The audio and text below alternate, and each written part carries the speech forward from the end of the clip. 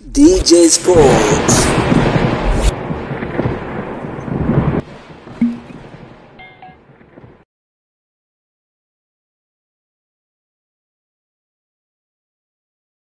Baada ya bodi ya ligi kuu soka Tanzania bara kughailisha mechi ya ligi kuu soka Tanzania bara, mchezo ambao ulikuwa ukiwakutanisha kati ya Young Africans dhidi ya Simba Sport Club hapo jana katika uwanja wa Benjamin William Mkapa. Hapana shaka tuliweza kuona mbilinge mbalimbali ambazo zilizokuwa zikiendelea huku na kule, lakini kubwa zaidi ni kuhusiana na klabu ya soka ya wekundu wa Msimbazi Simba, hasa mara baada ya kuweza kugomea mchezo huo kwa sababu mbalimbali ambazo walizoweza kuainisha. Hapo baadaye tuliweza kuona mvutano huku na kule ambao ulikuwa ukiendelea baina ya klabu ya soka ya Simba pamoja na klabu ya soka ya Young Africans. Hatimaye tuliweza kuona kwamba bodi ya ligi kuu soka Tanzania bara iliweza kughailisha mchezo huo, huku wakitaka kuona jinsi gani wanafanyia kazi zile changamoto ambazo zilizoweza kujitokeza, kwa maana ya kwamba wakifanyia uchunguzi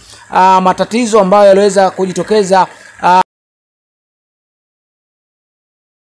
mchezo huo. Lakini yale yote yaliokuwa yakiendelea tuliweza kuyaona, lakini kubwa zaidi ni kuhusiana na taarifa mpya, huku mashabiki mbalimbali wakitaka kujua lini mchezo huo utakwenda kuchezwa rasmi.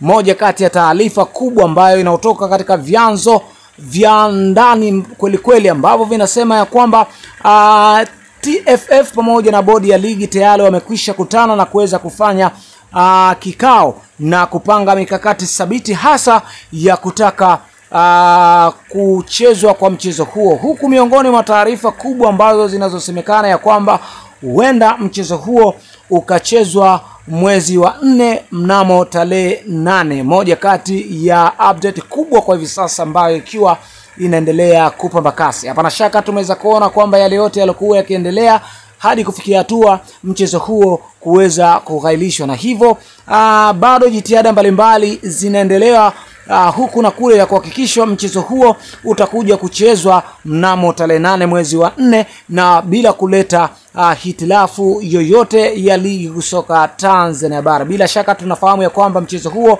uliweza kughailishwa kikanuni, na hivyo bado wanasimamia kanuni hiyo hiyo ili waweze kuhakikisha wanacheza mchezo huo. Hapa